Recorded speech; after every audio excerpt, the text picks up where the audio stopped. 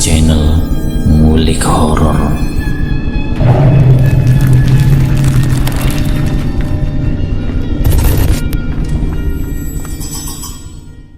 Assalamualaikum warahmatullahi wabarakatuh. Mohon maaf sebelumnya, kali ini saya menggantikan Mimin Ngulik Horor dikarenakan beliau sedang sakit, dan mohon doanya ya teman-teman agar beliau cepat sembuh supaya beliau dapat menemani kalian lagi.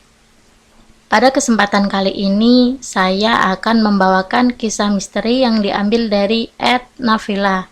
Kalian juga dapat mengunjungi tweet beliau langsung ya. Oh iya, sebelum masuk ke cerita, nama dan tempatnya sudah disamarkan semua ya, untuk menjaga privasi pihak yang terlibat di dalamnya.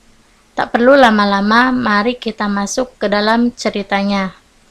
Kali ini saya akan membawakan kisah misteri yang berjudul Jerat Pesugihan Kerah. Kali ini saya akan menceritakan satu kisah dari Reno, tentang kecurigaan Reno terhadap perilaku kakak kandungnya. Reno yang menelusuri kelakuan kakaknya, apakah kakaknya ini melakukan pesugihan. Setelah ditelusuri secara teliti dan secara mendalam, apakah benar kekayaannya itu dari pekerjaan yang selama ini ia jalani, yaitu jualan ayam potong, atau karena ada hal-hal yang lain.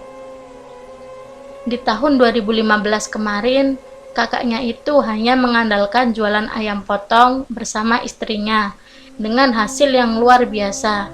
Sementara Reno yang bekerja sebagai pekerja kantor dengan gaji dan tunjangannya yang lebih banyak, dia masih begitu-begitu saja. Sangat berbeda sekali bukan? Awal ceritanya, Reno dan orang tuanya termasuk istrinya Reno mendengar kabar kalau anak pertamanya Randy, kakak kandungnya Reno itu meninggal dunia. Waktu itu Reno dan seluruh anggota keluarganya langsung bergegas menuju ke rumahnya Randy. Reno yang melihat kondisi rumahnya Randy masih biasa-biasa saja, belum ada yang mencolok. Waktu itu Randy yang bekerja sebagai penjual ayam potong dengan 3 anaknya yang kebutuhan ekonominya cukup besar. Randy pun sering sekali datang ke orang tuanya untuk meminta bantuan yang berupa modal agar bisa jualan ayam potong. Setelah kematian anaknya yang pertama kali, tidak menyangka sama sekali, dalam waktu 3 bulan, Randy mengundang orang tuanya kembali dan juga Reno untuk datang ke rumahnya. Waktu itu Reno yang pekerjaannya sebagai pekerja kantor yang memang tidak bisa seenaknya izin, namun orang tuanya ini memaksanya. Ya, pokoknya dia harus datang ke tempat kakaknya. Dan Reno pun harus mengikuti keinginan orang tuanya. Sepulang kerja tanpa istirahat terlebih dahulu, Reno menuruti keinginan orang tuanya. Berangkat dari rumah itu kira-kira jam 7 malam dan sampai di tempat jam 10 malam. Sesampainya di sana, Reno bersama kedua orang tuanya karena istri dan anaknya tidak ikut. Reno serta orang tuanya melihat rumahnya Randy yang beberapa bulan kemarin sewaktu taksiah itu masih biasa-biasa saja. Sekarang rumah itu sudah dirobohkan. Sampai Reno sama orang tuanya bingung di mana letak rumahnya Randy.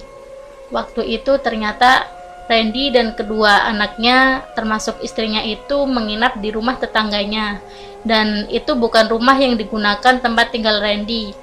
Rumah tetangga itu disewa untuk sementara sambil menunggu pembuatan rumah barunya yang digunakan untuk acara syukuran, untuk acara selamatan, dan sebagainya.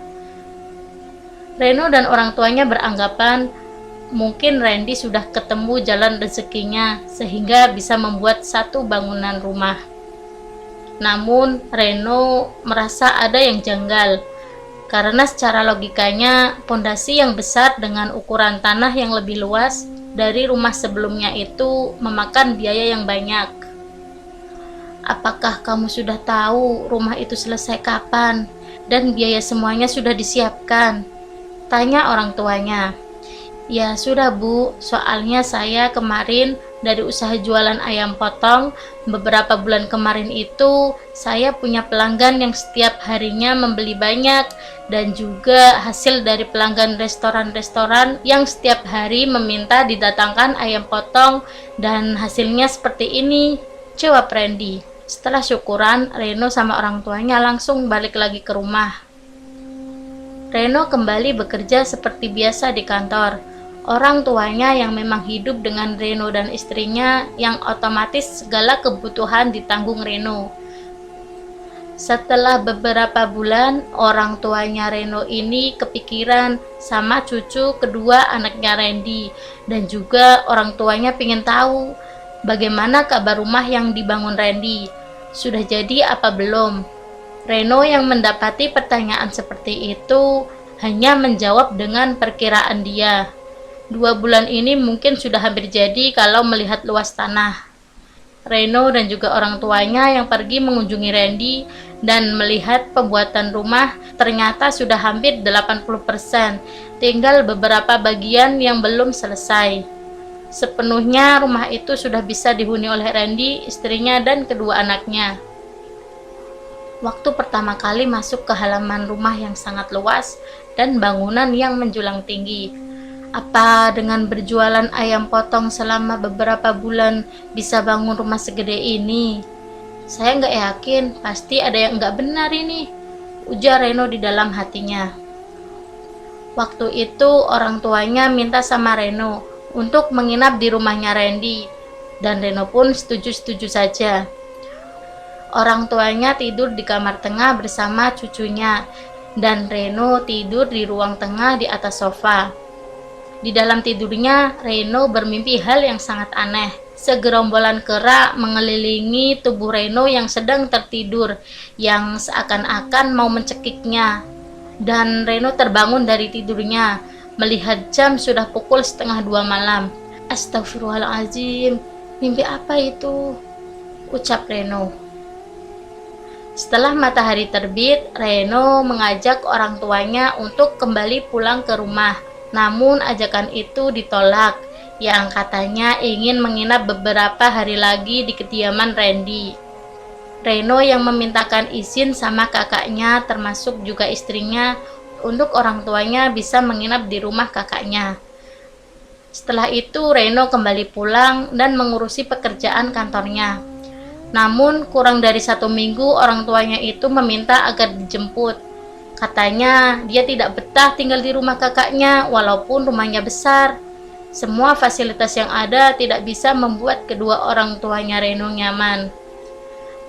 Reno, sekarang juga kamu jemput bapak sama ibu, suruh kedua orang tuanya Reno. Setelah orang tuanya memaksa untuk menjemputnya tanpa didampingi istri dan anaknya, Reno langsung pulang dari kantor menuju ke tempat kakaknya Randy. Sampai di sana banyak barang-barang yang semuanya itu pemberian kakaknya. Karena waktu berkunjung memang orang tuanya tidak membawa apa-apa.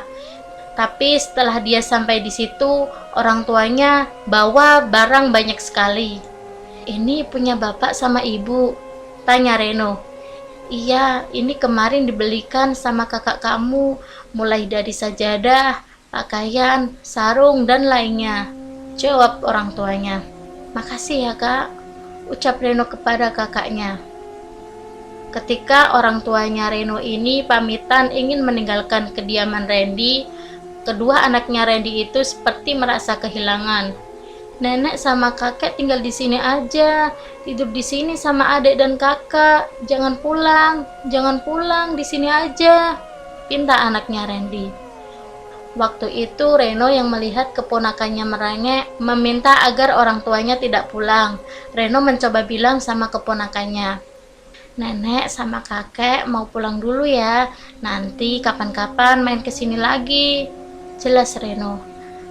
Sebelum beranjak pergi meninggalkan kediamannya Randy, Reno melihat situasi dan kondisi rumahnya Randy yang berubah. Sewaktu pertama kali datang mengantar orang tuanya, waktu itu hampir 80% jadi. Sekarang sudah jadi rumah yang sangat mewah. Mas, saya izin ke kamar mandi dulu ya. Iya, sana ke belakang. Langkah demi langkah Reno mengitari rumah dan melihat sekelilingnya. Hiasan dinding termasuk aksesoris semuanya itu benar-benar mewah. Bisa diperkirakan harganya puluhan juta, bahkan ratusan juta. Tapi ada salah satu hiasan dinding yang membuat Reno ini penasaran. tentang lukisan yang ada di ruangan tengah. Tempat yang digunakan anak-anak dan juga ruang keluarga itu ada lukisan kera yang sangat besar. Mas, ini kok lukisan kera ditaruh di ruang keluarga? Kenapa ndak lukisan pemandangan atau buah-buahan ataupun hewan yang lainnya? Kenapa milihnya hewan kera? Tanya Reno. Alasan kenapa lukisan itu ada di sini karena keponakanmu yang paling kecil kemarin, sewaktu ada topeng monyet di depan, dia nangis-nangis minta dibelikan monyet. Karena saya tidak mungkin memberikan anak saya itu monyet, saya mengalihkan perhatian dengan cara membeli lukisan itu. Soalnya sampai sakit beberapa hari karena minta dibelikan monyet, dan saya bingung harus bagaimana. Saat di jalan saya lihat lukisan kera itu, dan setelah saya pasang, saya bilang sama ponakan kamu ini ayah beli lukisan kera buat kamu karena monyet yang kemarin itu tidak dijual, dan ponakan kamu pun senang dibelikan lukisan itu. Jelas Randy. Setelah hampir setengah hari ada di rumahnya Randy, keponakannya ini dinasehati oleh istrinya Randy agar mau ditinggalkan nenek dan kakeknya. Di dalam perjalanan, orang tuanya Randy cerita. Ibunya menceritakan kepada Reno, ketika dini hari bapakmu terbangun dari tidurnya dan dia melakukan sholat malam. Nah, saat melakukan sholat, bapak seperti mendengar banyaknya suara-suara aneh, dan bukan cuma sekali atau dua kali. Waktu itu bapak mencoba mencari sumber suara. Waktu itu kira-kira jam 2 malam. Suasana rumah yang sepi, langkah demi langkah bapak menyelusuri ruangan yang ada di rumah kakakmu itu. Dan ada satu ruangan yang mengeluarkan wewangian. Bapak mencium seperti kembang dan kemenyan. Tapi bapak takut mau melihat ke kamar itu. Dan asal kamu tahu Reno, tidak hanya bapak yang mengalami hal seperti itu. Ibu juga sama. Di satu malam ibu mendengar suara-suara aneh, dan yang lebih mengerikan lagi, ibu memimpikan kejadian yang sangat aneh sampai ibu ketakutan. Ibu itu seperti hendak dicekik oleh sosok kera yang bertubuh besar, bahkan bukan hanya satu atau dua kera, tapi puluhan kera menghampiri ibu. Dengan jelas ibunya Reno itu menceritakan. Reno dengan tenangnya mendengar cerita dari orang tuanya, dan dia teringat akan mimpinya dulu sewaktu menginap di rumah kakaknya. Saya juga pernah memimpikan hal yang sama seperti ibu. Apa Mas Randy itu melakukan pesugihan, Bu? Pak? Jangan ngawur kamu. Gak mungkin kakakmu itu melakukan pesugihan. Jangan berpikir negatif sama kakakmu, Reno. Timbal orang tua Reno. Ini awal pertama kali Reno benar-benar mencurigai kakaknya, tapi dilarang oleh kedua orang tuanya. Kakakmu kan pekerja keras dengan jualan ayam potong bersama istrinya. Iya tahu Bu, tapi hasilnya nggak mungkin sebanyak itu yang bisa bangun rumah mewah dengan waktu yang singkat. Reno yang berujar seperti itu, tapi orang tuanya masih tetap saja mencoba untuk berpikir positif. Apa sih Reno? Jangan mengada-ada deh. Walaupun ibu dan bapak mendengar suara aneh di rumah kakakmu dan juga sangat jelas mencium bau kemenyan dan berbagai macam kembang, namun semua itu tidak bisa membuktikan kalau kakak kamu itu melakukan pesugihan. Tapi Pak, mimpi saya waktu itu sangat jelas, suara gemuruh, suara aneh, dan sekelilingnya itu banyak kera. Gini Ren, bukannya bapak membela kakak kamu, tapi kamu jangan pernah berpikir kalau kakak kamu itu melakukan pesugihan. Mungkin yang kamu dengar suara gemuruh, kamu mimpi dikeroyok warga, bisa jadi kan? Tapi mimpi itu sangat jelas Bu, Pak. Sudahlah, soal ini tidak bisa dibuktikan secara nyata. Walaupun kamu bilang kekayaan kakak kamu itu tidak wajar, harta bendanya yang sangat berlimpah, sudah punya mobil, rumah besar, hiasan dinding yang ratusan juta, semuanya itu belum bisa membuktikan secara nyata kalau kakakmu itu melakukan pesugihan. Jelas orang tuanya Randy. Setelah hampir 1 minggu kepulangan dari rumahnya Randy, istrinya Randy mengabarkan kalau anaknya sedang dirawat di rumah sakit. Orang tuanya Reno yang mendengar kabar tersebut langsung mengabarkan ke Reno. Reno yang baru pulang kerja langsung diminta sama orang tuanya untuk ke rumah sakit. Dan sesampainya di sana itu tidak bisa langsung seenaknya masuk rumah sakit. Mereka harus menunggu jam besuk. Dengan menunggu jam besuk yang hampir 1 jaman, akhirnya Reno dan orang tuanya langsung masuk ke ruang inap anaknya Randy. "Randy, kenapa anakmu? Sakit apa?" tanya orang tuanya. "Saya juga kurang tahu, soalnya kata dokter, kita harus banyak-banyak berdoa, Bu," jawab Randy. Reno yang melihat kondisi anaknya Randy seperti sudah tidak ada harapan lagi. Tubuhnya sangat kurus, wajahnya sangat pucat sekali. Padahal tempo lalu anak itu masih sehat-sehat saja. Reno yang meminta izin untuk menginap di rumah sakit. Reno yang menjaga mereka tertidur di rumah sakit sampai pagi. Dalam tidurnya Reno bermimpi saat menjaga anaknya Randy, ada sosok kera yang ingin mengambil anaknya Randy. Mimpi itu terlihat nyata.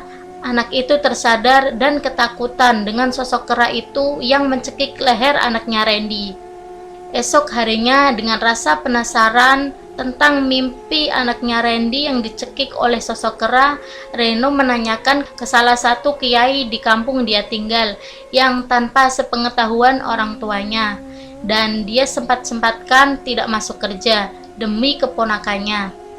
Dia datang ke salah satu kiai menanyakan apakah keponakannya itu dalam keadaan sakit yang wajar, soalnya Reno merasakan hal yang sangat janggal. Singkat ceritanya, kiai itu menjelaskan kalau anaknya Randy akan dijadikan tumbal pesugihan. Reno yang mendengar penjelasan dari kiai itu, dia meminta tolong ke kiai. "Tolong saya, Kiai, jangan sampai keponakan saya menjadi tumbal." Dengan 1 botol air mineral yang dibacakan doa yang nantinya dibawa Reno ke rumah sakit. "Air ini sudah saya doakan, nanti balurkan ke tubuh ponakanmu dan sebagian diminumkan." "Baik Kiai, terima kasih atas bantuannya," ucap Reno. Setelah mendapatkan air itu, Reno langsung bergegas menuju ke rumah sakit. Setelah air itu dibalurkan ke sebagian tubuh ponakannya, secara mengejutkan anaknya Randy tersadar dengan mata yang mengedip, disertai pergerakan kedua tangannya. Om Reno, Bapak Ibu mana Om?" tanya anak Randy. Randy dan istrinya waktu itu sedang ada di ruangan lain, yang memang kedua anaknya Randy sedang sakit semua. Karena melihat perkembangan sakitnya yang sudah beberapa hari tidak kunjung membaik, apalagi sudah tahu kalau sakitnya itu tidak wajar, Reno meminta sama Randy dan istrinya agar anaknya dirawat di rumah saja. Sedangkan anak yang satunya didiagnosis sakit tipes dan keadaannya tak kunjung membaik. Kedua anaknya dibawa pulang dan dibaluri dengan air yang sudah dibacakan oleh kiai. Air itu masuk ke tubuh kedua anaknya Randy, yang akhirnya Randy sebagai pelaku akhirnya terbukti. Tak butuh waktu lama, sembuhnya anaknya itu berdampak pada dirinya sendiri. Sewaktu anaknya dirawat di rumah, Randy yang hendak mengantarkan ayam potong ke salah satu restoran. Randy ini mengalami kecelakaan yang membuat kondisi tubuhnya remuk dan tak berbentuk. Ia meninggal di tempat karena kecelakaan maut. Anak, istri, dan orang tuanya Randy yang mendengar kabar dari pihak kepolisian, mereka langsung menuju ke tempat kejadian untuk memastikan apakah benar itu Randy. Dan saat mereka sudah sampai di tempat kejadian dan menyaksikan secara langsung kondisi mobilnya Randy yang terbalik dengan kondisi tubuhnya Randy yang masih terjepit di antara mobil yang terbalik itu. Dari pihak kepolisian masih berusaha untuk mengangkat tubuh yang terjepit dalam mobil itu. Walaupun secara terang-terangan pihak kepolisian sudah mengatakan kalau itu adalah setengah badan saja. Pihak keluarga menyaksikan tubuh Randy yang sudah tidak berbentuk dan dibawa ke rumah sakit untuk ditindaklanjuti. Setelah diotopsi dan dimandikan, langsung hari itu juga jenazah Randy dikebumikan. Setelah pemakaman itu selesai, singkat ceritanya, istrinya Randy dan anak-anaknya yang sangat terpukul atas meninggalnya Randy. Orang tuanya pun datang bersama istri dan anaknya Reno ke rumah duka. Anak-anaknya Randy yang kemarin sempat dirawat di rumah sakit dan dia sekarang selamat dalam keadaan sehat dan baik-baik saja. Sebenarnya kamu harus tahu kalau anak-anakmu itu akan dijadikan perantara pesugihan almarhum suami kamu. Walaupun anak kamu yang kedua sakit tipes, tapi itu sebenarnya bukan tipes. Asal kamu tahu, Mbak. Maaf ya, Mbak, kata Reno. Ini saya bawa botol dari Pak Kiai. Botol air mineral ini yang kemarin saya minumkan ke anaknya sampean, yang alhamdulillah anaknya sampean kunjung membaik, yang akhirnya berdampak pada suamimu, Mbak. Mas Randy yang melakukan pesugihan dan akan menumbalkan anaknya sendiri. Karena sudah waktunya menyerahkan tumbal ke sesembahannya, akhirnya pelaku pesugihan itu sendiri yang jadi tumbal. Tumbal yang setiap tahun harus diserahkan, dan bisa jadi Mbak sendiri yang akan menjadi korban dari ritual pesugihan Mas Randy. Jelas Reno. Dalam keadaan yang masih berduka, istrinya Randy menangis terseduh-seduh. Istrinya yang menceritakan sebab Randy ini melakukan pesugihan. Mas Randy melakukan pesugihan semua itu dikarenakan iri dengan kehidupan kamu yang sudah berkeluarga dan punya anak satu, sudah punya mobil, sudah punya rumah, dan mampu mencukupi kebutuhan kedua orang tua. Sementara kakak kamu itu belum bisa apa-apa, untuk kebutuhan sehari-hari saja susah. Karena itu, saya dan kakak kamu melakukan ritual pesugihan. Setelah mendengarkan cerita dari istrinya Randy, yang akhirnya tahu Randy melakukan pesugihan kera, melakukan ritual-ritual yang berhubungan dengan iblis, semua itu disebabkan oleh kehidupan Reno yang jauh lebih baik. Semenjak kejadian meninggalnya Randy, istrinya Randy dinasihati oleh orang tuanya agar tidak lagi melakukan ritual-ritual yang pernah dilakukan oleh almarhum Randy. Mereka disuruh untuk memutuskan hubungan dengan iblis tersebut dengan sesembahan yang pernah membantunya menjadi kaya. Semuanya itu butuh proses yang benar-benar sangat membahayakan bagi istrinya Randy. Kiai yang mencoba membantu pun sempat berkelahi dengan siluman kera yang menjadi sesembahannya Randy. Istrinya Randy akan dijadikan korban dari pesugihan dia sendiri. Tapi alhamdulillah, berkat bantuan dari Kiai yang pernah membantu Reno, istrinya Randy dan kedua anaknya masih bisa hidup sampai sekarang. Walaupun sekarang kekayaannya turun secara drastis dan semua pelanggannya itu meninggalkannya. Istrinya Randy merasa bersyukur dengan keadaan yang sederhana. Dia masih diberikan keselamatan dan merasakan bagaimana nikmatnya pintu taubat yang sudah diberikan kepada istrinya, yang sudah diberikan kesempatan kepada istrinya, termasuk keselamatan kedua anaknya.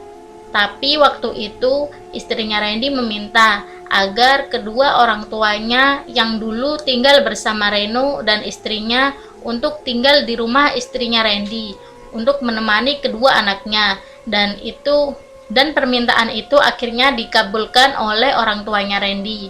Mereka semuanya tinggal bersama istri dan dua anaknya Randy. Dari kisah ini kita bisa ambil hikmah dan pelajaran bahwa sesuatu yang berhubungan dengan iblis, harta yang didapatkan hanya bersifat sementara dan akan berdampak pada keluarga terdekat, bahkan dirinya sendiri. Dan selesai. Semoga cerita ini dapat menghibur kalian semua ya. Terima kasih sudah mengunjungi channel kami. Wassalamualaikum warahmatullahi wabarakatuh.